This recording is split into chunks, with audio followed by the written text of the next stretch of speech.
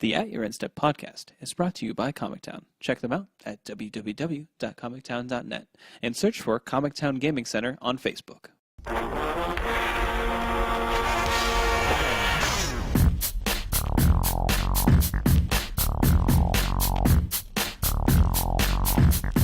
Hello, and welcome to At Your End Step. My name is Morgan, and I'm here with Dave. What's happening? And Mike. What That's a real throwback. Oh, man. Is this like the early 2000s all over again? hashtag my magic history. Anyway, we have another fun-filled episode for you guys today. We have some awesome Modern Masters stuff to get into, and then some competitive stuff. There are a couple of standard GPs to talk about, as well as the SCG Portland. And then we have the My Magic History hashtag to discuss. We thought we'd share our Magic History stories with you guys here at the end of the show. But first, let's go ahead and talk about the community topics. So we this week started the full swing of Modern Masters spoilers, and there are a lot of them that have been released and discussed. And I assume that we don't want to talk about too many of them right now. Is that correct? Yeah, I would agree. Suffice to say, if you're keeping up with them, this set looks really weird. Yeah, it definitely looks weird. I don't think it looks bad though. I think it's getting people pretty excited. And Conspiracy looked weird too, and I enjoyed that thoroughly. That's also as well true. You can just start seeing from some of the cards that are spoiled, like the pull between like trying to build a set that you can draft and it feels cohesive, and trying to reprint staples that are sort of obscure. Like, oh, this weird effect that is expensive because we've only printed it one time. Guess what? We're going to put it in here. It won't affect any board states. Yeah. So, and the main thing that we want to talk about is GP Charlotte. Now, Noble Hierarch was one of these spoiled cards that spoiled as rare. This was called by a lot of people. But for GP Charlotte, the playmat and then deck box sleeves are also Noble Hierarch, also a collector's pin, which I want desperately. So that's actually pretty awesome, and they once again have done a really good choice of picking a card to go with the swag you get from the modern GP. So Yeah, this is so hot. I know it makes everyone that saw it probably really want to go to the GP Charlotte at this point in time, and I think a few of us are going to try to go. Just for the sheer fact that it's modern, it's hosted by Star City Games, so it's going to be a really good tournament.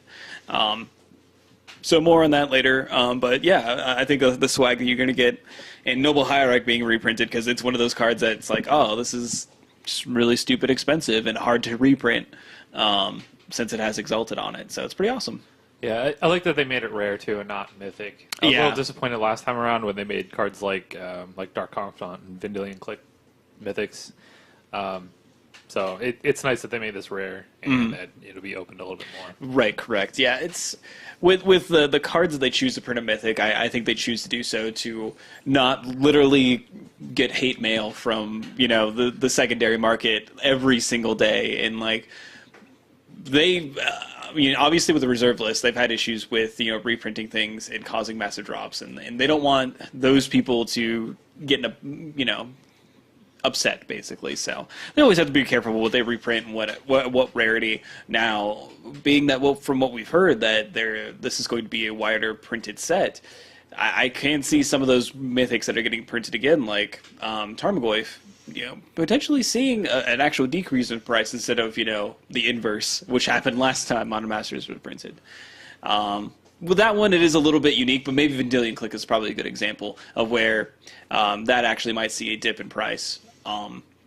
Specifically, that one's even weirder, though, because it has new art, so who knows? Right. Anyway, but, yeah. I really like the swag, and I want one of those playmats. Right. Now, I believe that I read today that on Friday we'll have the full Modern Masters spoiler, so we'll probably talk about it the next week. Wow. Already, huh? Yeah. I imagine that they probably don't want to slow roll it or anything like that. I don't know if that's 100% accurate. They've never done that before. No. So hopefully that is the case, and that we can discuss it full next week. If not, then we'll probably touch a little bit more on what's been released so far.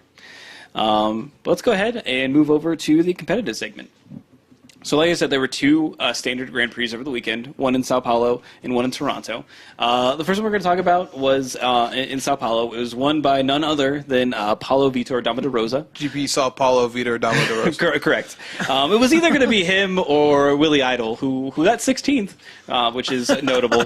And he was playing Esper Dragons. And as we've commented before, that if you give PV apparently a solid control deck, nothing can stop him, apparently.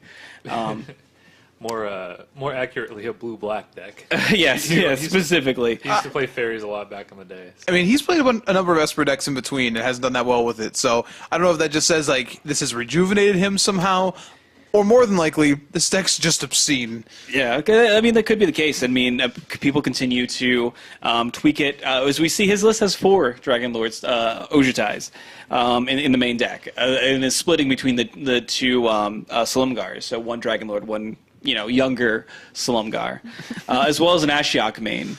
So, these are the changes that people have already been discussing. Ashiok being really good against the mirror, and if you're expecting a lot of the mirror, then, that's what you would want to play. I ulted an Ashiok in the mirror on Friday.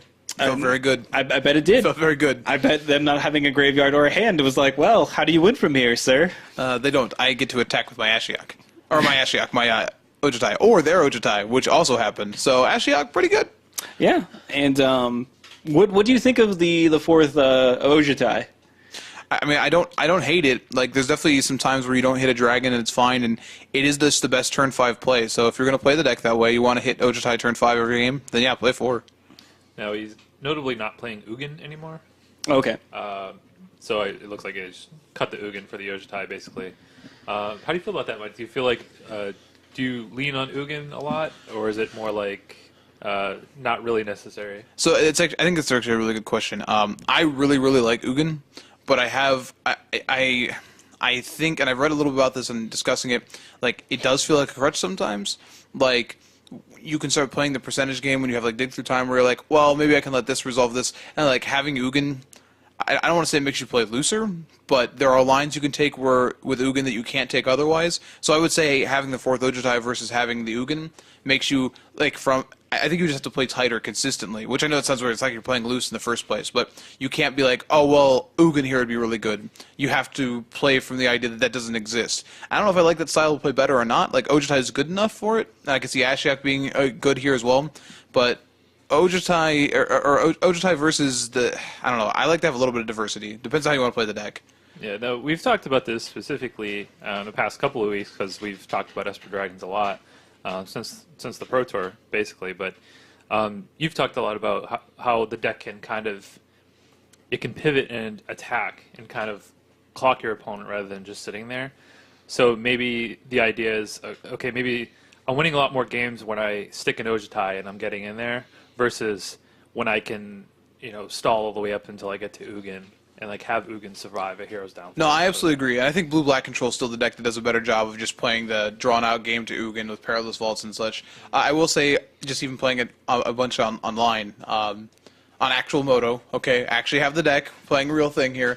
I will say, I've had a number of instances where you end up with, like, Ugin in hand and like a Silumgar Scorn and like a Faltungification, where it's just like if I'm just playing the 4th Ojutai, those cards are both much more live. Yeah, so it's a huge difference. I was just gonna say that, yeah. So now you have 6 dragons, which ups your percentage a little bit for those cards. I think you can also I think you can still cut the Ugin and still play and present like you have Ugin. You know what I mean? I know it sounds odd, but like things like once you get to that 7 or 8 mana drop, your opponent has to consider it even if you don't have it. And they don't get to not consider it just because you might not have it. Yeah. If that makes sense. So, you can still posture the same way. Yeah. You can set up boards where they may not commit the same way because they are afraid of Ugin, and that buys you a turn. And if that buys you a turn, then you've gotten to play the next level game successfully. So I don't mind this change at all. I think if I'm playing at FNM, I probably still want Ugin because I don't think I'm playing. I feel like I'm sitting at like a much higher profile event. playing the deck without a safety valve where you could expect higher level play back and forth, and a consistent deck back and forth makes sense. But I like Ugin because you never know what you're going to play against at FNM, so I like having some catch-alls to like, wait, this is in play? Okay, I don't even care. Just get it out of here. Yeah. Now, the second place list was piloted by Maximiliano Ramiro Sanchez, playing Red Green Dragons. And this is, again, this is actually a little bit different. This is a smaller version.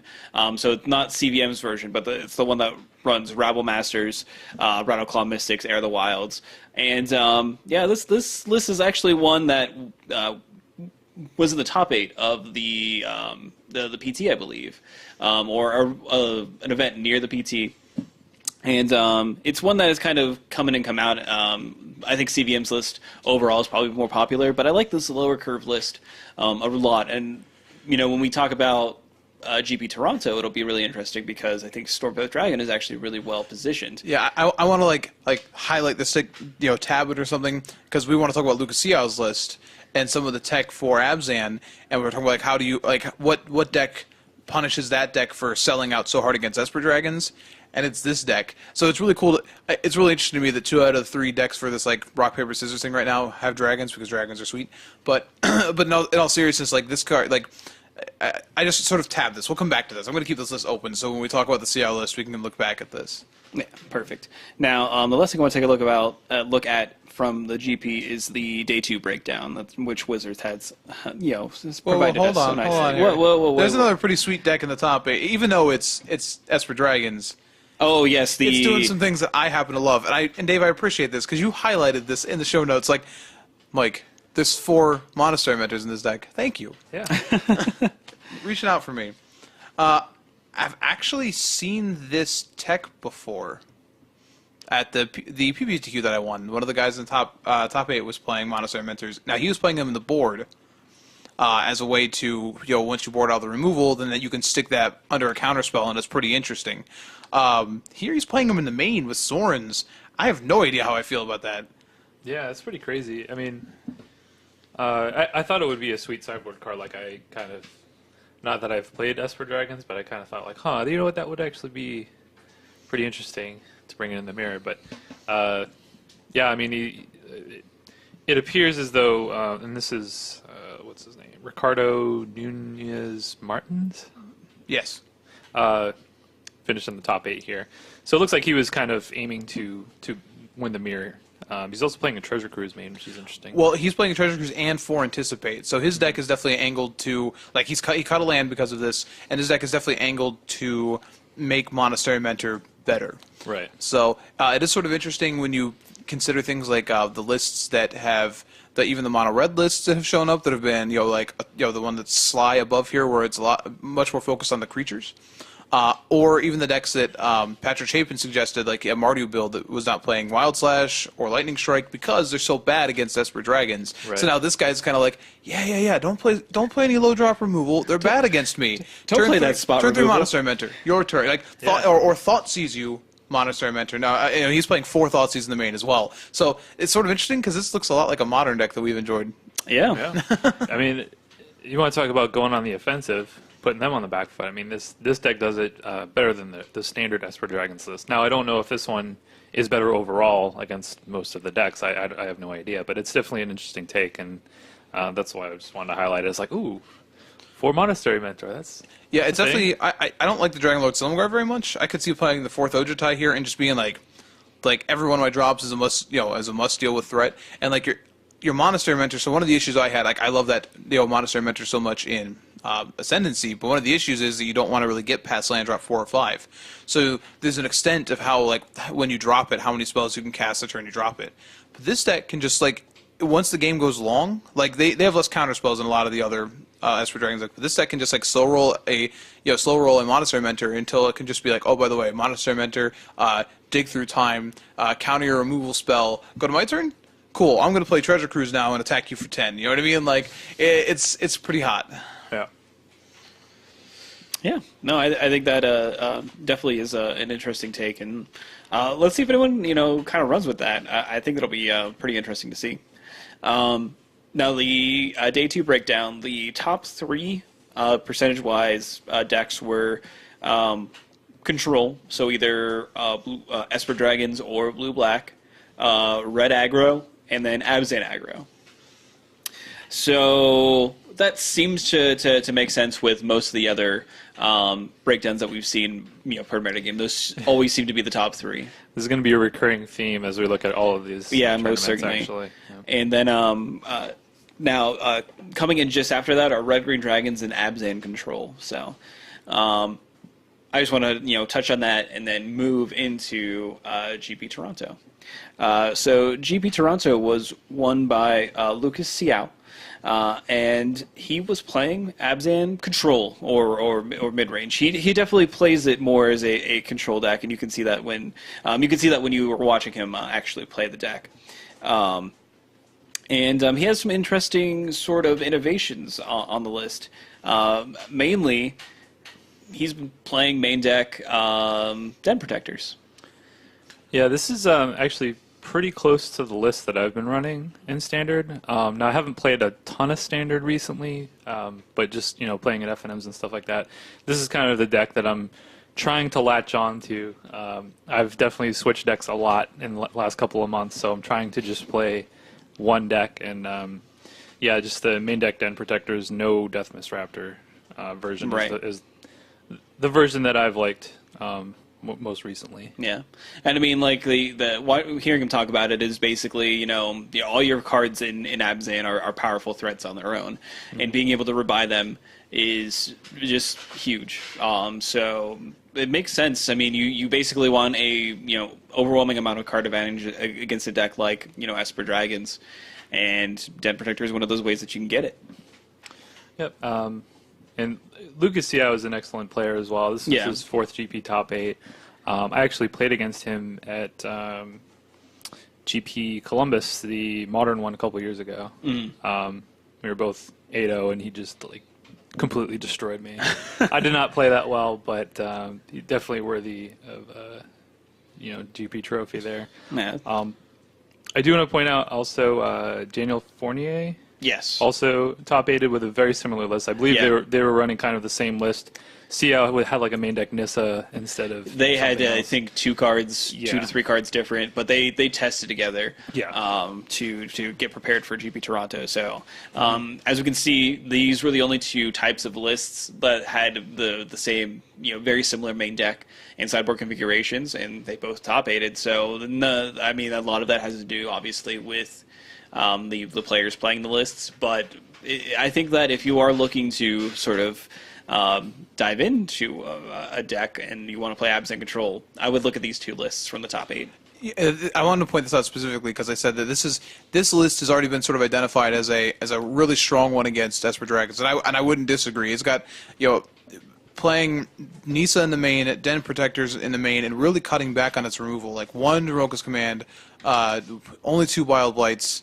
Like, really, really cutting back on that stuff. Now, he sold out the main deck so hard that he had to play Arishan Cleric in the sideboard to shore up the red matchup, which is a 1/3 whenever it comes to the battlefield, gain 3 life.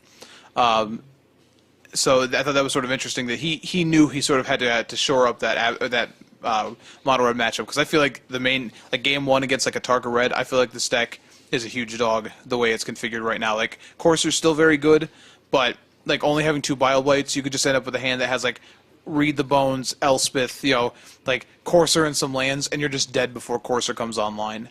Yeah, I would agree with that. I mean, you can definitely get some draws, if you go like Fleece main line into Courser. Yeah, for sure. Eventually able to get Elspeth online at a reasonable life total. I feel like it's okay, but it's definitely an underdog game 1.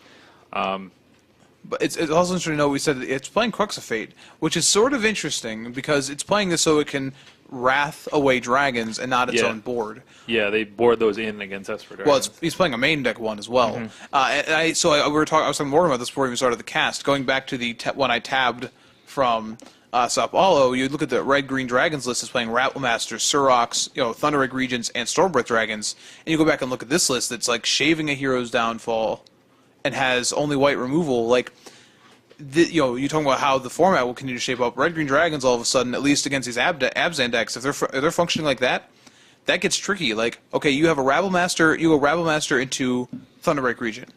Crux of Fate. Awkward. You go Surok into Stormbreath Dragon.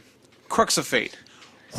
super awkward, right? So it's sort of interesting to see how, like, I feel like that deck will match up super well against this version. Like, that's selling out to have, like, a Nisa in the main. Like, Red Green Dragon's like, cool, play Nisa, fly over, don't really care very much. Like, it's pretty interesting, I think, to see how this will shape up. Because I do agree that Abzan list, like, out of all the Abzan lists I'd see, like, most Abzan lists as an Esper Dragons player maybe go, this deck goes, this is probably a pretty tough matchup. Like, this one feels tough, but there's another, it's just cool to see how many decks are viable in this format and how they can just keep, there's so much innovation in this format alone. I really love it. It's so nice. Yeah, I think overall, and this is kind of what I was figuring this would happen. I mean, we saw Esper Dragons kind of dominate 2 weeks ago, and I feel like the format has... I feel like last week it was like overcorrected, and then this past weekend it's like, okay, this is probably where the format should be. Like, people now know what the top tier decks are and are prepared as such. And even though they know it's a top tier deck, Esper Dragon still wins GPs. Still good. Yeah, I mean, none in the top 8 in this one, most notably. yes, correct. And that's fair.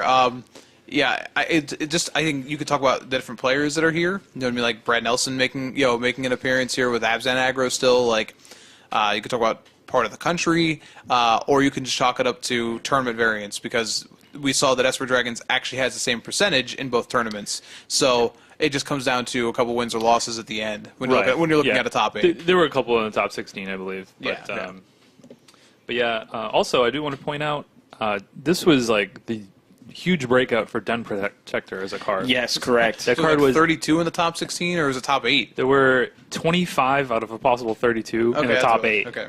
It's completely absurd, and that card was just really impressive. I mean, I've played with it and it was good, but like what we saw on camera a lot over the weekend was just the can't block clause on it is very relevant. Like, especially against things like Elspeth, like attacks right through the tokens. You saw people putting Boon Satyr on it to make it unblockable. Like, I lost a game this real. evening to Abzan Charming one. Like, I have a Silumgar in play, and it's like, okay, let's hold the fort. It's like, flip this up to get back this Avatar Charm. 2+1/+1 counter swing. And it's just like, I can't block that anymore. That's really awkward. Yeah, and I think, like, I definitely underestimated that part of the card. I mean, obviously, the regrowth effect is very good. But yeah, I mean, you saw Abzan, mid-range playing this. You see the Abzan Megamorph list playing it, obviously.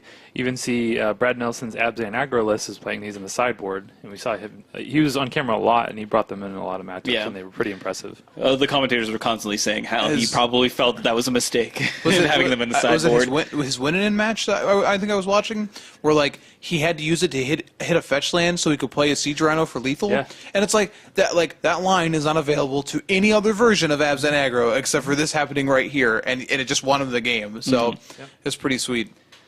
Yeah. I think we also have to mention that Mardu Dragons top 8 of this tournament as well. It was piloted by, I'm going to butcher this poor man's name. It's Edgar Magalhaes. I know it's not how you say it. I tried to remember the pronunciation of his last name while they were saying it on coverage, and I, of course, lost it since then. You gotta write it down like I do in the notes. Yeah, I know, it's bad. This it's is terrible. how you pronounce it. Anyway, but his list is pretty interesting. He is, really taking advantage of Crackling Doom and Foul Tongue Invocation being very powerful cards in the format, and kind of pairing them with some very powerful threats like Stormbreath Dragon and Thunderbreak Regent, like we might have highlighted as being, pretty good, and as well as Kolaghan, the Storm's Fury. I want to talk about that card for a second, because I was listening to, and I don't know why I keep doing this to myself, Patrick Chapin's that good, but keep listening to Top Level podcast, and they were building this Mardu deck a week or two ago, and he kept talking about, like, man, I really want like a 5-drop in this tokens deck.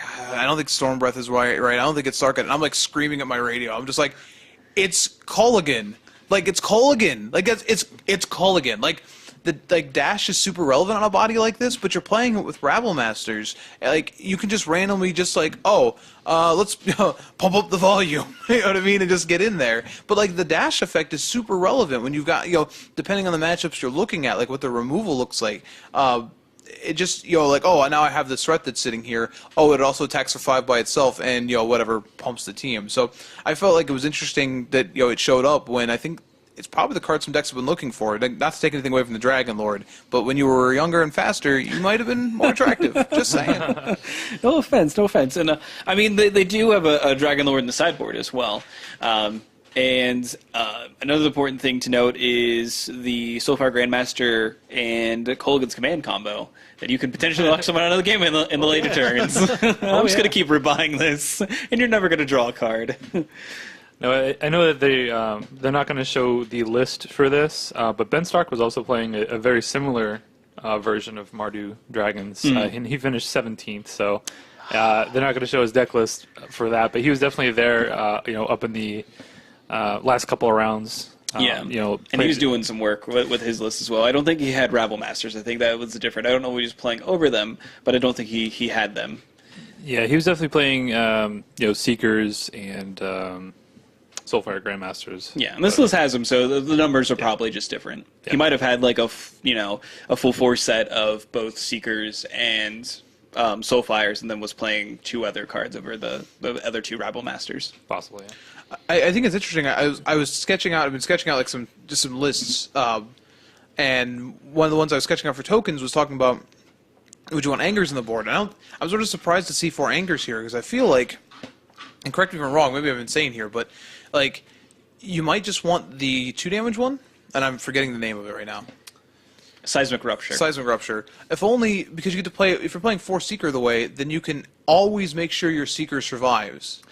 Yeah, I think the main reason why he's playing those is for the Deathmist Raptor deck. And that makes sense. Yeah. I would just wonder what the matchup looks like there, because I don't know. This deck doesn't look like I think it'd be a dog to that deck, but I could be wrong on that account. But it does seem like I might want some kind of split, though, just because of how much better that interaction is against Mono Red, where you can still successfully curve your 2-drop into a 3 damage, or a 3-mana, AoE spell. Oh, man, I'm so sorry. Yeah, I'm some so wild talk. I'm really sorry about that. That hasn't come out in a long time. Good old area of effect. Sorry, that's what AoE is. Area of effect. You cast a spell that affects everyone in the radius. I'm really sorry, Dave. He's so perplexed right now, and I feel really dirty. You go ahead, Dave. I'm going to take a shower. No, I think as you mentioned, Crackling Doom. I think is really it's a really good card in the format right now. It's just finding the right shelf for it is the problem. And I think the Mardu colors, there are a lot of good cards, but I think when you try to stack it up against something like Abzan or even like these like Bant Megamorph decks or these other like 3-color decks, it's like it doesn't have the raw card advantage that those other decks do. So it kind of feels like these Mardu decks they run out of steam. Then if the other deck can survive, then they just kind of pull ahead eventually. That doesn't have the same inevitability to them. So a card like Crackling Doom is awesome, but it's like you got to find the right deck for it. And I don't know if I don't know if this is a tier 1 deck right now, but You're right. It's competitive for sure. Yeah, and I know that a lot of people have been wanting the return of Mardu at some point in time, because that deck was very popular. You're telling me. I played Mardu a lot. Right. We have all of these things. Yeah. Make them good again, someone. Yeah, it's Dromoka's Command really kills that deck just because you can't play Chain of the Rocks anymore, and that card being so prevalent, it hurts you. It hurts you so bad.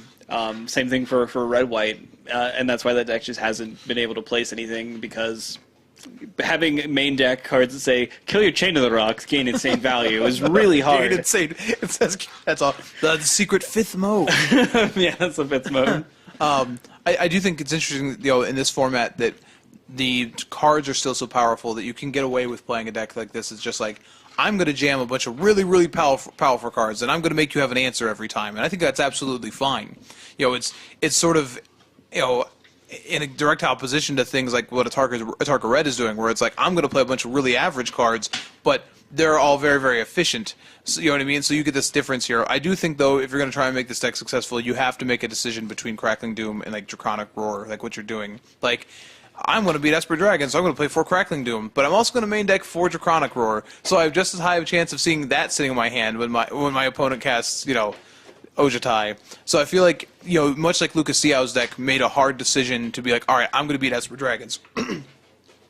for this deck to do to take down the GP, it may have had to make the same decision, if that makes sense. Sorry about that. We all literally paused to either cough or drink at the same time. Nothing like dead air. Yeah. So, That's fine. We have Portland. Yeah, let's move on. Again, so we'll go to Star City Games, and like Star City Games Portland, it was weird. It's always weird, right? Because they have obviously the least amount of people of any tournament that happened. GPs usually draw a bigger draw for people, and then like you have some weird decks showing up, and it was won by Chris Morslent playing Sidisi Whip, and again that's a deck that you know comes and goes as far as popularity and competitiveness, and we have some real wild ones here in the top 8. So let's go ahead and dive right in.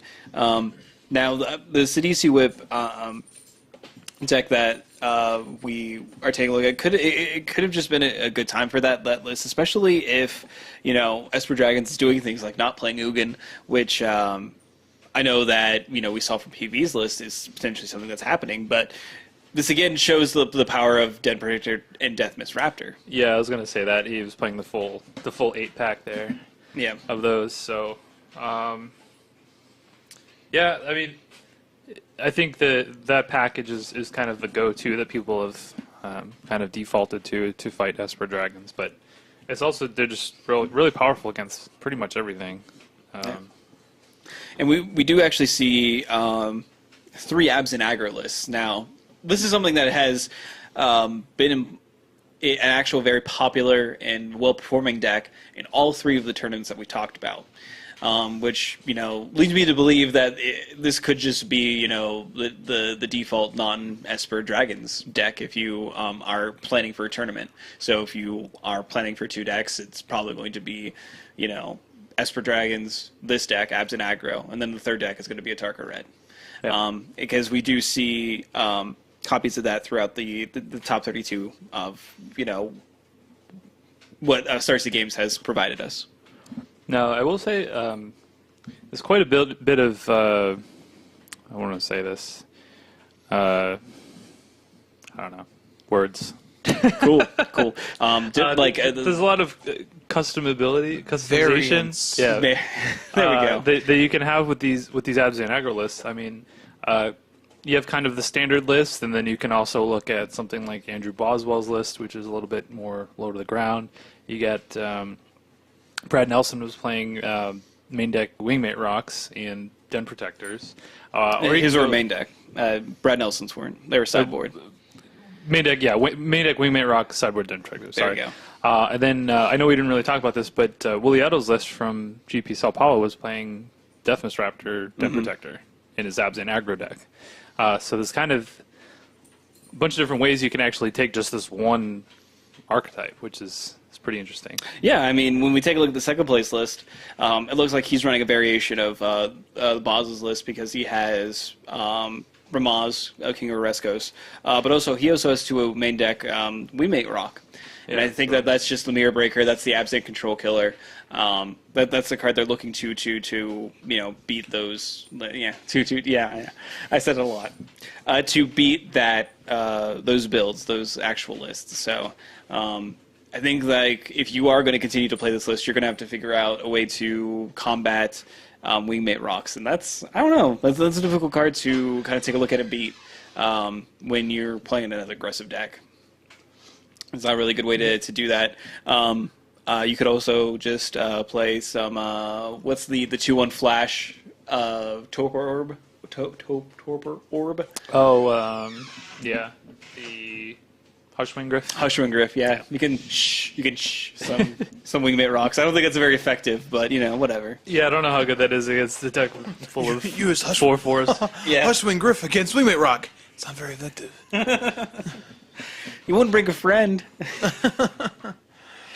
So is Hushwing Griff just that awkward guy that's just like, hey, I was going to invite this girl. No. I don't think so. No. Mom said no girls. Why can't you just be cool?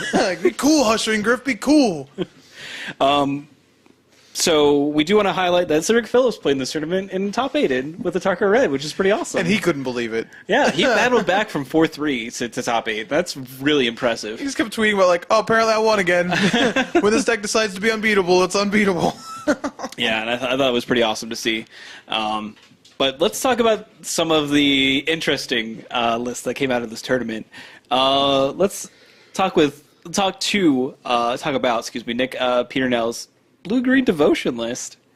So this is a mono blue Devotion list, splashing green for Collected Company.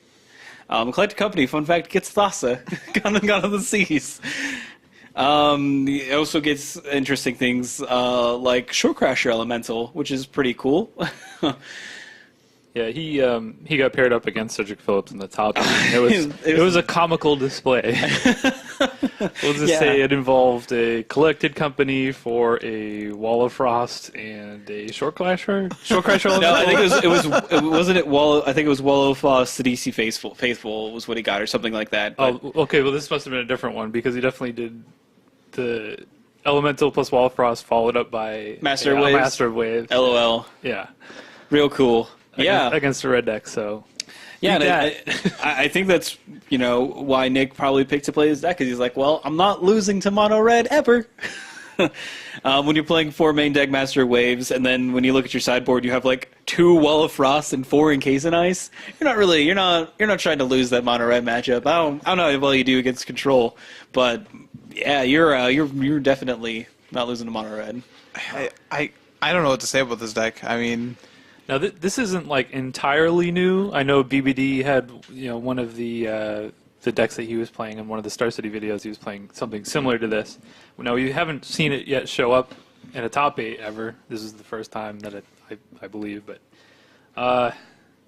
yeah, if you're looking for something different, this is certainly different. There you go. Yeah, I mean you're playing the Slumgar Sorcerers, sacrificing your Hypnotic Specters, counter some creature spells. Sirens, yeah, correctly. Not Spectre. Spectre's a better card. Counter some Ojitize. Counter some Ojitize. Woo! Get some Devotion. Play some Master Waves. Well, so the best part is you can just keep 4 mana up, and like if you're really, really good at this game, you can Collected Company for the Silumgar Sorcerer. Like that's how good you have to be at the game, is to collect the company for it and be like, okay, Ojai in the stack, get a response, Collected Company. Be like, okay, you get 2 guys, and be like, oh no, actually I'll get this guy and then sack it and then counter this. Be like, That's probably not that uncommon, to be honest with you. Yeah. It's got 4 of each. no, Silumgar Sorcerer isn't uncommon. Oh, okay. Gotcha. I know this. It's in my cube, so I'm aware. Yeah, no, I mean, so this is the interesting list. Now, I honestly wish that we had a local grinder to talk about the next list. I feel like he's very familiar with this archetype. We have a mono green aggro list. Piloted by Joshua Milligan? No, he did not show up to this tournament. By Steven Girdner. And this is what you pretty much would expect it to be. Playing 4 Aspect Hydras, 1 Become Immense, 1 Ranger's Guile. But other than that, he's just playing some above the curve green dudes, including Swordwise Centaur. Oh yeah. And format staple. Servant of the Scale showing up to combo with his Avatar of the Resolute. Yeah. So the list looks sweet, other than the Servant of the Scale and the Swordwise Centaur. Sometimes you just everything else is like a good card. Listen, sometimes you just need a 3/2 for green. All right, you just need the GG. I understand. You just need the 5th and 6th Avatar of the Resolute. Correct. So you just got to get it in there. It was really funny because I was reading an article about this today, and like how I imagine like some people just like died out of nowhere to this deck, to like Aspect of the Hydra, like just curving into like Elvish Mystic into Swordwise Centaur into Sirach, and just being dead. You're just dead. Or just like bestowing a Boon Satyr onto one of the trample guys or something. Yeah.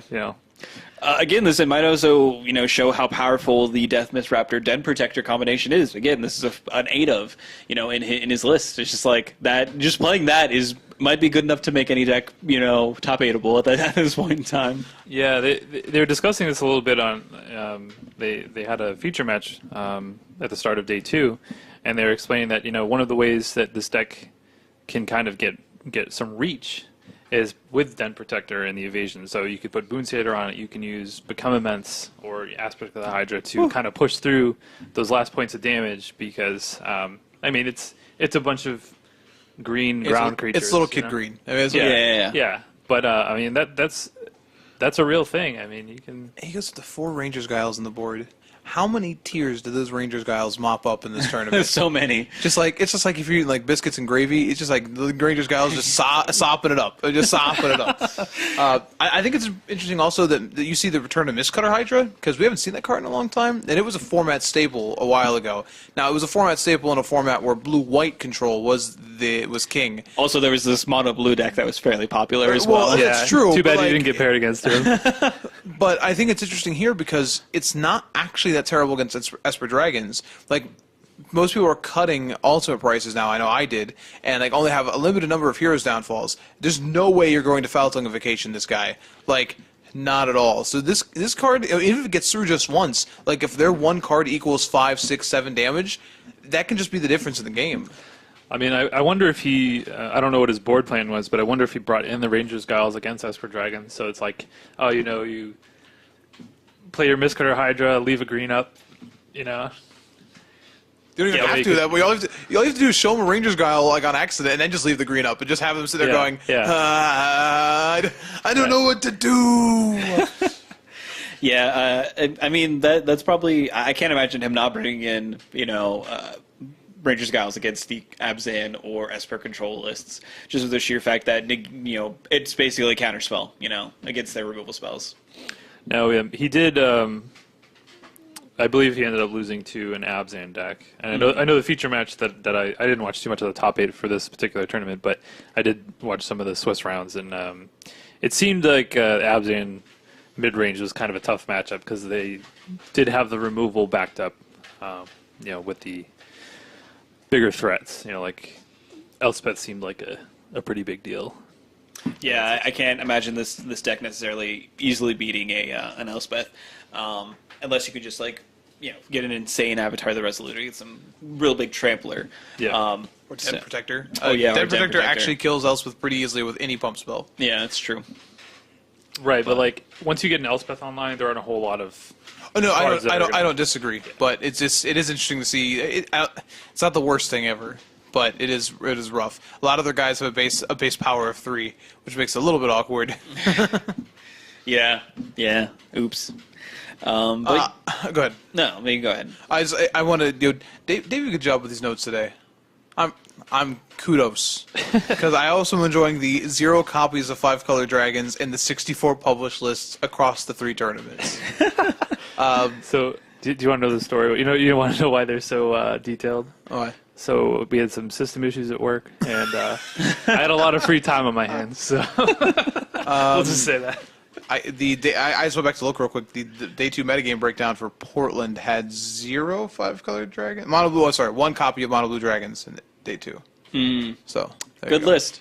I mean, again, we talked about it a lot last week, but I will say the last time I called a deck being not very good, it proceeded to go on and win a million tournaments. This time, call the deck dead. It feels dead, so stay dead. Yeah. Sit boo boo sit. Good dog. I don't know. So let's go ahead and talk about the Modern IQ, and this is important. We have some Modern events coming up. We have a PPTQ this you weekend. Peasants have a Modern event coming up. And there's also an IQ the weekend after that, both of them being Modern. So, knowing what's going on is very important. And it was won by it was won by Abzan Collected Company. Which was just like, what? We killed you! Stay dead! What is dead may never die, alright. But it rises harder and stronger. That's yet to be seen, but... That's true. I mean, this list has always been, on the fringes. Bobby Colgrove actually, was he likes it when we mention his name, so we have to. He recently got a 9th place finish with a list similar to this. This guy didn't finish 9th, though. He won. So. He did. Brad Rutherford is his name. And I mean, again, we talked about this list extensively, and if you haven't heard about this list, I don't know why you're just blatantly ignoring us. But this basically plays Pod. I mean, he does have Tarmogoyfs, so you might have to invest in those. I'm sorry. I'm sorry. I just go back and check the other list. He's also playing Archangel of Thune and Spike Feeder. So he's playing. He's just back to playing all the combos. Yes, correct. I mean, I'm waiting for next week when we inevitably get, I don't know, something that has Kiki Jiki in it, I'm assuming. No, wasn't this deck playing Congregation at Dawn? Some lists have. Yeah, some of the lists versions do. are. Okay, I didn't know if they all did or not. This one is not. This is all in on Cord, it looks like. Yeah.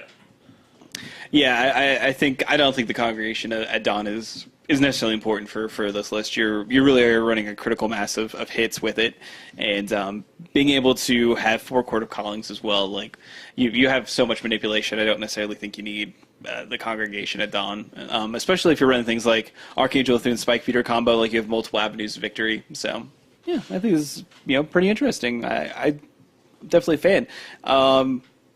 He's not running any Voices of Resurgence. Am I correct in that? Correct. I didn't see it in any of those. That seems like the most shocking thing, I think.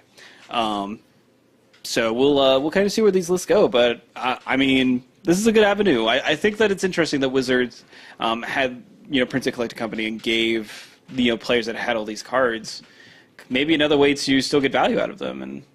And maybe they saw this and maybe they didn't. But I think it's pretty cool. Yeah, I mean, like obviously all the creatures you're playing are pretty much going to give you some kind of value. Yeah. You know what I mean? And like a lot of other decks that we've seen in Modern, you can kind of just play, the regular kind of Abzan. Yeah, you can just play the green Township. Yeah, the green-white beatdowns. Right. Yeah, and that's a perfectly viable option that Pod had, and this is the same way. So, he beat second place Grixis Delver player Nate Kovac. Now, Dave. This is your Delvers. This is my jam. This is the thing. Apparently, this has actually been everywhere on Magic Online as well as being one of the most played list. I think besides Affinity, and Affinity is always popular because it's relatively cheap online. Yes. So is this the real deal? Is this the bee's knees? I think so. I mean, I've played Grixis in a couple different tournaments now. The first one being the only PPTQ that I attended in the last season, and it was kind of like my own brew, and it wasn't that great. But the lists have got a lot more streamlined, more recently. One thing that I will say that I have not been impressed with that I see in every list is Remand, which might sound surprising because Remand is just a good card, and it is. It's fine, but it's never great. A lot of the just Modern as a format is generally a lot of cheap cards, so it's never going to. You're never really going to get somebody that good with it. You know what I mean? It's basically just going to cycle. And I think with this style of deck, personally, I'm more interested in like hard counter spells. So I do play a Deprive in my list, and. I guess this list has an Izzet Charm, but Izzet Charm is another card that I've kind of gone back and forth in playing. I'd rather have a card that counters something for good rather than just delays it for a turn. I'm sort of surprised to hear that, to be quite honest. Like, I don't think Remand's amazing in this deck, but I mean, if it's a successful Time Walk, then that's what a tempo deck normally is looking for. Yeah, no, that's true. It's just. It always feels like the worst card to me, like when I'm playing it. That's fair. I think they're probably having some scenarios where it's not too bad. But right.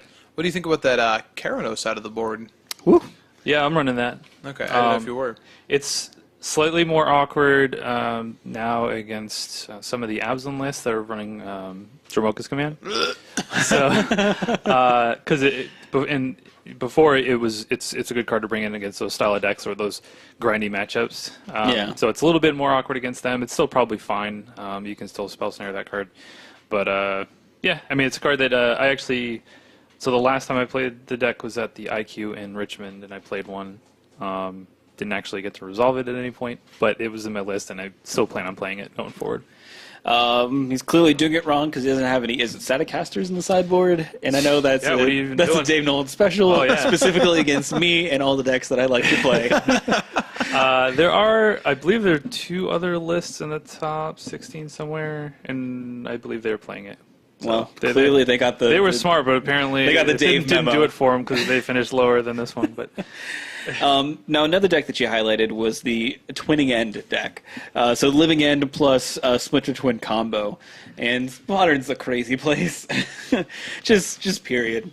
So, I mean, there's no other way to explain it. That's basically what it is. And I mean, you have all the, combos that all the cards that you would expect to see, the weird cycler cards like Deadshot Minotaur, Architects of Will, but also you have Fulminator Mage as being another one of those cards. But Pestermite and Deceiver Exarch are showing up along with Force Splinter Twin. The idea being that sometimes you can just Splinter Twin your opponent out of the game, especially if you have in any way, shape, or form gotten your combo pieces, your combo creatures specifically into your graveyard. You could potentially win at instant speed, right? Because the Living End takes everything out, basically swaps places with your graveyard creatures and your onboard creatures. So if you have like Kiki Jiki Pestermite in your graveyard, and you can just one of the enablers, it's Violent Outburst or Violent Outburst is at instant speed. Yeah. So It's really good against this deck. Remand. oh, I was gonna say Blood Moon because like now that you're playing more colors. Oh yeah, and you have two basics. Yeah. Yeah, 2 basics. Yeah, you're not No, you're I not mean, trying to fool anyone here. yeah. I mean, like obviously this is like best case scenario for Remand. This is just Right, exactly. Basically a hard counter with draw card attached to it. Just gotta get that slaughter games off fast enough to get that Blood Moon out of there, I guess. But yeah, I mean, Living End has always been sort of a fringe deck. You don't see it every tournament, but when you see it, it's always fun to watch. It seems to like whenever there's a GP too, there's always like one that makes top 8. So it's like there's always there's one that sneaks through, or at least the top 16 shows up, Yeah. gets feature matches and stuff like that. And this deck is actually going to get considerably less expensive because Fulminator Mage is actually getting reprinted at Modern Masters too. Yeah. So potentially after Modern Masters 2015 comes out, this might be a really, really accessible deck to a lot of people. So it could see an upswing in popularity. At least the main Jund based Living End list. This one has a bit more expensive cards, but the actual Jund Living End straight might actually just be a more popular list going forward, just for price wise. And then we also have Affinity showing up still, Black-White Tokens actually top 8ing, which is pretty cool. Burn, Merfolk, and then Absent Midrange finishing out the top 8. So pretty, flexible top 8 in all honesty. I'm going to look at 12th place before I move out of Modern. Sure. This is, I don't know if it's exact numbers, I have to check, but this is definitely, so this is Paul Pagatapan. I'm sorry, man. I don't know what to tell you on that. Patapon? I know that's a No, PSP game. Ooh, But this pulled up is the list. This is Hoagland's Fairy Dragons deck, which I know is probably the scariest thing you've ever heard in your life. Like, I'm playing Fairy Dragons. But this deck plays Ojutais, and some of Silumgar Scorn also plays 4 Mutavaults. So you can turn your Silumgar Scorns into cancels when you're attacking with that guy, or just have an Ojutai and get to play a real counterspell. Pretty interesting. So I had not seen this list before, and I'm looking at the mana base. 1 Minamo, School at Water's Edge. Oh man, that with Ojutai? Oh wow, that's hot! Oh my god! Yeah. It's great. Ooh! That's a goodie. Oh, I got the vapors. I had never seen that before. That's pretty awesome. Hoagland wrote about that in his breakdown. He said, there's one thing I actually should have, because I don't think that was in his original list. Or it was, and he highlighted in the article that he wrote, but that does what you want it to. He also has 2 Valorous Stance in here, which is interesting. And I think it's sort of interesting when you talk about the most common answer you're going to see, what's going to kill his creatures consistently. It's going to be Rending Volley. That card, has already seen a fair amount of play in Modern, and it eats his deck alive. Except for when you Valorous Stance, he can literally just bait it too. Attack you for 5. You have a Rending Volley. That's cool. Indestructible. Oh, but you can't counter the spell. Oh, I know, I know I can't counter that spell. Indestructible, but it also kills like siege rhinos, which and Goyf pretty consistently. Yeah. So Yeah, it's interesting. Yeah, I don't know if it's in there specifically for Rending Volley. No, I'm it's sure. like slightly I'm sure it's awkward, not. but I'm yeah. sure it's not. But it's such a we've talked about this. We've talked about Valor Stance so much before, but it's a card that can just do so many things. It's interesting to see. Also, kills Deceiver Exarchs in response to Splinter Twins. Like, Is the thing. just interesting to see. Like, I don't think we've seen it in Modern yet. So Yeah, I've never really thought of that card in the context of Modern, but yeah, I mean, it could have some applications. Yeah, kills Exarch, like you said, kills Spellskite. Posing Ojutize, if that's a thing. Yeah. Sure. Tassiger, I'm sure, comes up. Yeah. Yeah. I bet Goyf's the most common target. But Probably. So next up we have Legacy. And, Legacy is what it is. Miracles shows up in first and second place. Joe Lossett was playing Miracles and won a Legacy IQ, shocking no one at this point in time. well, that deck doesn't play red mana, so it couldn't shock anybody. That's Actually, true. he is playing. Oh no! I realized as soon Actually, sir. as I finished my thought, I was like, no. it definitely plays Volks. Yeah, get wrecked. I'm sorry, everybody. My troll is unsuccessful. It's all right. And we have Storm showing up in third place. I want to take a look at this Abzan Deathblade list. I don't know if it's new titling or an actual new list. Yeah, shout out to Pete Cattell. He was formerly Columbus resident. He was actually Nice. in the Cube group that we have. He definitely posted. I'm sorry. Go ahead. Yeah, no, I was just to say he moved out to the Pacific Northwest, so it's cool to see his name come up here. Pete's a nice guy. Definitely more of a Portlandia kind of guy than an Ohio kind of guy, though. Let's just be honest. He actually got to do the cool humble brag because he posted on Facebook and tagged a bunch of people from Ohio. He's like, "Hey guys, how long does it take for a check from Star City to arrive?" I was like, pretty good. "Man, that's the best way to play that ever." Like, I'm sure it was an honest question, but at the same time, you gotta brush it off a little bit. It's all good. Yeah, it's like nice little side effect. Yeah, this list looks pretty cool. So, Abzan Deathblade. So, have things like, obviously Stoneforge Mystic, Deathrite Shaman Engine, Dark Confidant showing up and being pretty popular in Legacy. Hey, that guy needs all the help he can get. And then, Council of Judgment, Cabal Therapy, just some pretty sweet cards playing in these colors. And we actually see two of these lists in the top 8, if I'm not mistaken. So, man, I wish I knew that this list was a thing before playing in the Invitational, or I probably would have played this because it has a lot of the cards that I like playing. Man, I'm really surprised. I guess I don't have room to talk about Legacy in this way, but there's not a single Sylvan Library in this list. That sort of surprises me. With all the one-ofs, like I feel like that's a card that would be like this. That's a card I would expect to see here, and you just don't. Like he is playing a Spirit of the Labyrinth, which I guess makes it awkward, but it's just one.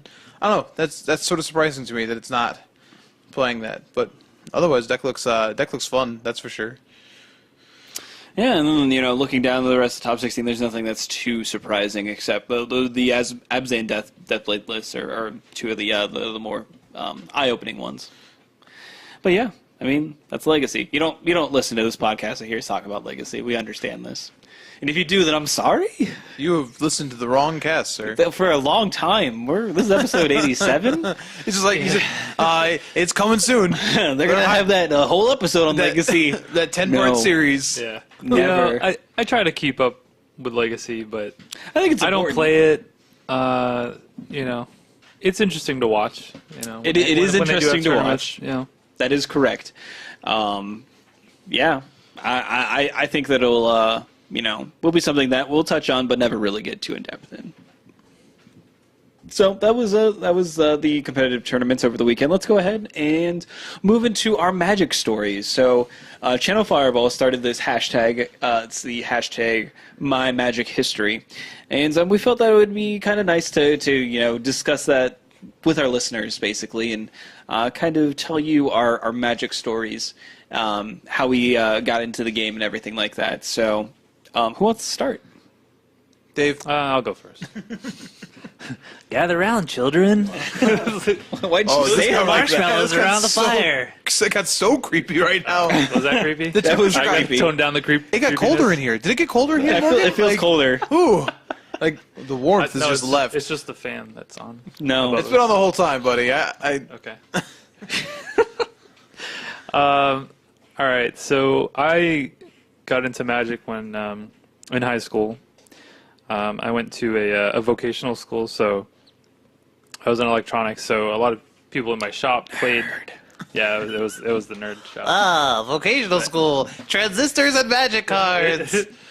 But a lot of people in my shop played, and I had never really had any interest in D&D or Magic or anything like that. But kind of got interested, and the first cards that I bought were at it was like a local gift shop. It wasn't even like a game store or anything like that. It was like just a place that sold like candles and weird china, like stuff like that, and they just randomly had Magic cards. It was like, okay, so me and my brother, my brother's 4 years younger than me, bought starter decks. So I bought a starter deck of 4th edition, and he bought a starter deck of 5th edition, and we kind of just learned the rules, and we just jammed our starter decks against each other, like not knowing that that's not really how you play, but that's how we got started. And ended up buying like a shoebox full of random. It was just a bunch of crap, really. Like I bought it off my buddy. It had like a bunch of like just homelands and fallen empires. It's just like the just the dregs. But yeah, it didn't take me too long to get into tournament Magic. One of the stores in the local mall where I was living at the time ran like non-sanctioned tournaments, and that was kind of my introduction into tournament Magic. And I think had I not gone into tournaments, I probably would not have kept playing. But I'm competitive by nature, so I think that's kind of what really like I was surprised to find out that Magic actually had tournaments back then. So that kind of piqued my interest, and here we are. How many years is now? Jeez. So I was, a long time. It's like 17 years or something. Oh. Dave's getting his own foil set from Wizards. Cool story, Dave. And I mean that with no sarcasm. Sure. Actually, Thanks. I had no sarcasm, actually. Okay. All right, I guess I'll go next here. So, hashtag my Magic history. I thought it was Origin for a second, and I was confused. I was going to talk about a Flip Planeswalker, but it's actually Magic history, so it makes more sense. So I think I've mentioned this before, but I started. I had a good friend who I played baseball with, who got a bunch of cards from his neighbor, and we did not know what we were doing. This is like Tempest era-ish, but also Portal was out at the same time. So the first cards I got, my mom actually got me Portal, like actual Portal places, and I played with my brother, and it was kind of cool because like my dad got into it, so like it was like middle school, but we would play together, so it was like a family thing, which was pretty cool. I still remember distinctly, if you mention Magic to my dad today, he'll know that that's the thing that I make money off of sometimes, and he had a sick Avatar of Woe deck, and that is what he will tell you, because he loved that card. So we played for a couple years that way. Once I went to high school, I met some other people who played and started playing like FNMs and stuff. I never really got really competitive in high school. Like, I wanted to be more competitive, but I didn't have the means to go to tournaments beyond like FNM. And my friends were very casual. Like, if Commander had existed when I was in high school, because all of those people I played in high school with now, that's all they do when they play Magic is play Commander. But that really wasn't my sort of style.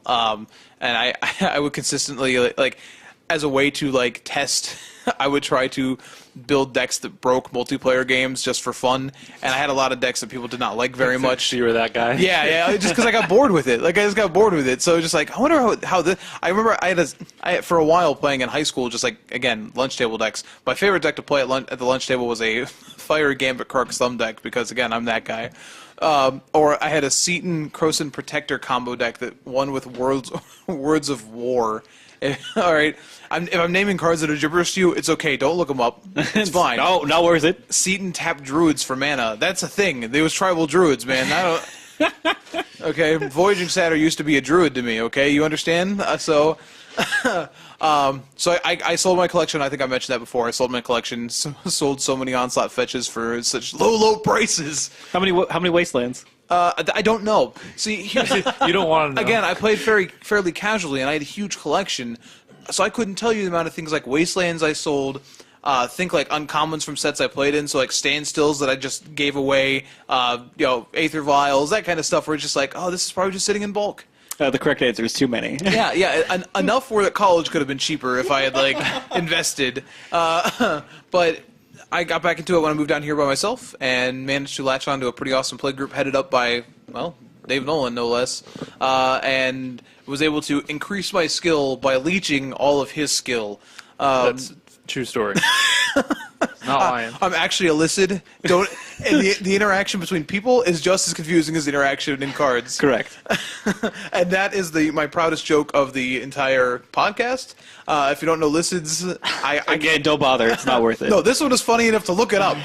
Okay, they were Bestow before Bestow. Correct. Are those in Tempest Remastered? I highly doubt it. I'd have I to don't check. think so. But like the first thing I would do if I was making Tempest Remastered is just anything that says "listen," get it out. Out. But, by the way, Tempest Remastered tomorrow. I forgot to put that in the show notes, but go on Moto. Go play that. transmogrify some Licids. I know it's so. But that's my magic story leads me to here where I'm like Dave. I like competitive events. I was the nerd who was in chess club and enjoyed playing that way too much and like learning strategy, and you can't beat Magic like you can sort of beat chess. So I don't want to say I'm like a chess grandmaster or anything. I haven't beat chess, but there's this idea You're where not Deep Blue. yeah. Rook 2 space 7. I don't think that's an accurate move, but No. It's a letter and number system. So B7. There. Bingo. I was gonna say you suck my battleship. So It's not checkmate. It's bingo. I want to believe that's how you played. Yes. He's saying bingo. He's saying sunken battleships. I actually had a ball thing I would turn and pull out balls, and that's how I would move. Interesting. I guess Is that chaos chess? Do you know what else that I kept in that container, Morgan? what? These nuts. Got him! I guess that's fine. The borders. That's borderline, but I guess that's You can fine. cut it if you want. It's fine. Nah, I realize like for He meant peanuts. Yeah. It's like Specifically your peanut cashews. roasting machine. boom. All right. We're devolving here. Morgan, quick, get your story. I guess it's my story is not is necessarily as long, but like most people, I played Magic on and off again while growing up. My first cards that I ever got were cards that my dad had purchased at some point in time, and I don't know what they said they were from. They were old and white bordered, and I think they were early Magic, but they weren't. Probably Chronicles. It could have been. I don't think it was Chronicles. I think it was a base set, but I don't think it had anything like worthwhile in it. As far So as that's 5th concerned. edition. Yeah, something like that. Didn't have a symbol. Yeah. And was worthless. 5th edition. Yeah, or even fourth edition was pretty much Sure. the same. Combine thing. them. It's probably a mix of the two. Yeah, it doesn't matter. But I remember getting those cards from him and like playing in 5th grade and like not knowing what's going on, but just playing with a bunch of other kids. We would stay inside during recess because obviously Because the sun hurts. correct. And I remember doing that and having fun with that. And then not really doing anything with it after like 5th grade, and then going into high school, like my junior year, there were some kids that actually played. Actually, one of the people that went to my high school was Anson Quash, and we see him every once in a while at tournaments. And I actually I bought a deck off of him, which was. It was basically made from Mirrodin and Kamigawa cards, and it was a spell bomb deck, and just ways to buy back your spell bombs, basically, to kill Oriok people. Salvagers? Oh yeah. Oh, yeah. Yeah. It Some was of the, it some was of the that best deck. things in Modern Masterscraft.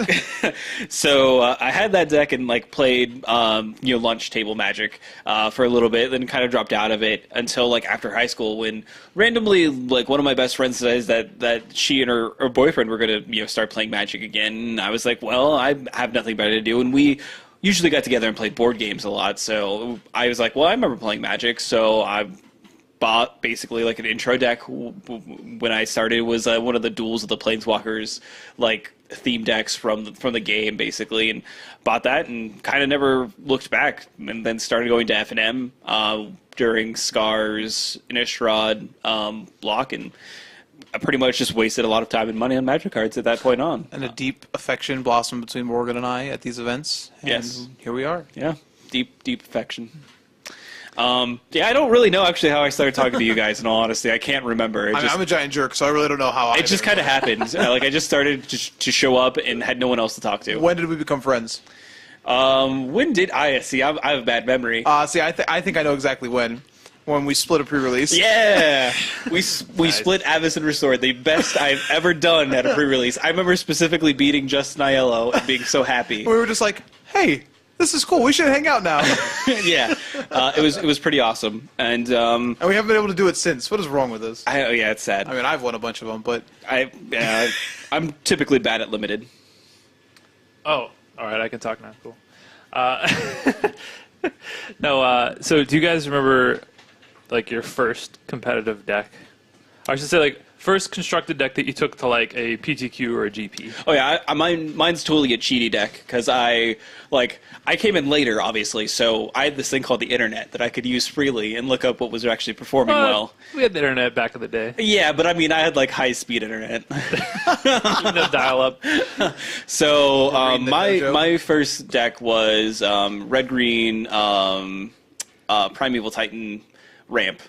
It was the deck that played like the Valakut deck. no. It was after Valakut. It was the deck that played Primeval Titan. Oh, Wolf Run Ramp. Yeah, Wolfram Yeah. Ramp. That's what it was. I couldn't remember the actual name of it. So that was my first, that's the first deck I took to my first Open. That's the first deck I top 8 in IQ with. So that was me. That's way better than my deck. Yeah, exactly. So my first PTQ was Urza Block Constructed, which, by the way, was a super sweet format. yeah. No, it was awesome. I did not play a sweet deck, though. I played Mono Blue, which wasn't really a deck, Oh. and was very bad, and I went 0-4. Oh. Yeah. But I only played in a couple bigger events when I was in high school, but I definitely played in a PPTQ with Astroslide. just a PTQ. What? Oh, a I should say, I'm PTQ. sorry. Yeah, no. They didn't have those yet. They did not have those. It was definitely a PPTQ. I said it again.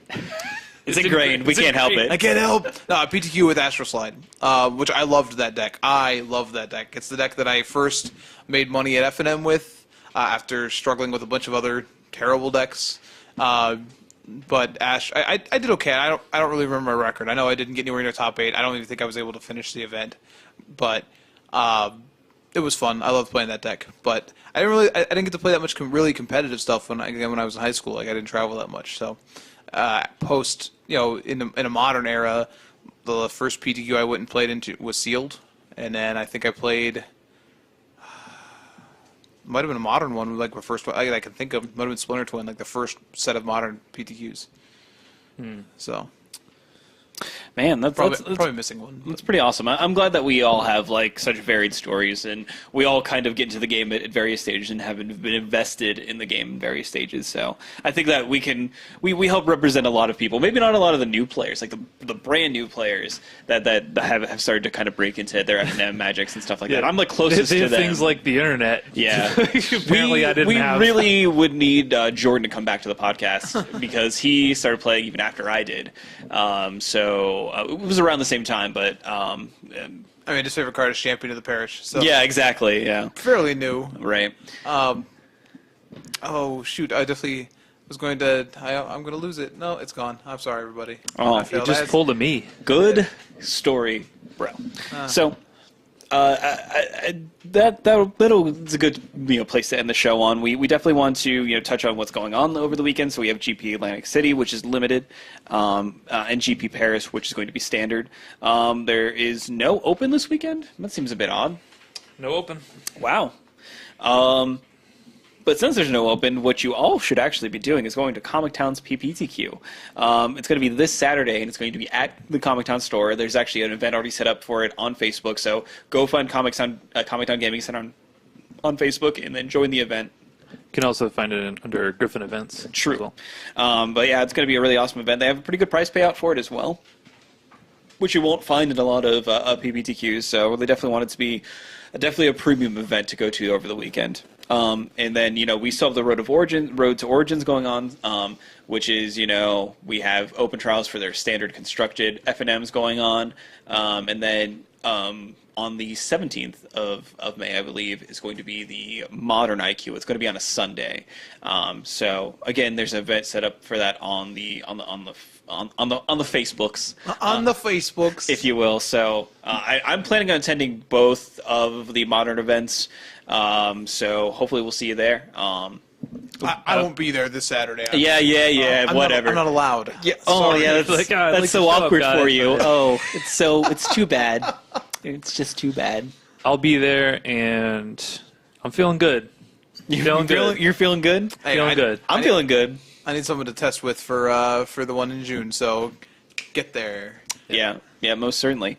I mean, we should be, basically testing Modern anyway, because that's, the other half of the Invitational is going to be happening. So Yeah, we got to start ramping that up. That's in yeah, a month. That's why I'm playing in these tournaments, because that's why I know I'm going to play that. So. I ate raw eggs for breakfast this morning. Oh. Is that not the kind of training we're doing? Were you punching Well, you're putting carcasses? hunks of meat. Yeah, I totally get Rocky training regimes messed up and confused with training for Magic events. That's why I'm so ripped. Anyway, Okay. we of course have a website at yournsub.com. That's where we post the show. You can get it as soon as it goes up. We also are on iTunes. And you can also download Podcast Republic, which is a great way to find us if you don't have an iPhone or an iPad. It works with all Android devices. Also, please follow us on Twitter. We're at YourEndStep, and we also have individual Twitter accounts. If you so desire to pursue them, we're scattered throughout the timeline and everything like that. That is, pretty much everything. We have an email address as well. So if you ever want to email us, it's at yourendstep@gmail.com. So feel free to reach out to us. Even on Facebook as well. We have a Facebook page. So plenty of ways to talk to us, discuss with us. We're always on our phones. We live in the 21st century. What do you want from us? I don't know. Just ignoring people we love to pay attention to you guys. Of course. Yeah. Yeah, makes sense. What else are we going to do? Not have fulfilling relationships, apparently, with people we know and trust. Strangers, though, of course. Oh, yeah. My wife's still at home. I don't know where she's at. That's weird. It's interesting. Oh, yeah. Well, we should end the show, and you figure that out. Yep. But thanks for joining us this week. We'll catch you next time. Toodles. I don't know why I wanted to say that. Toodles. Toodles, I guess. That's how we're ending the show. Toodles.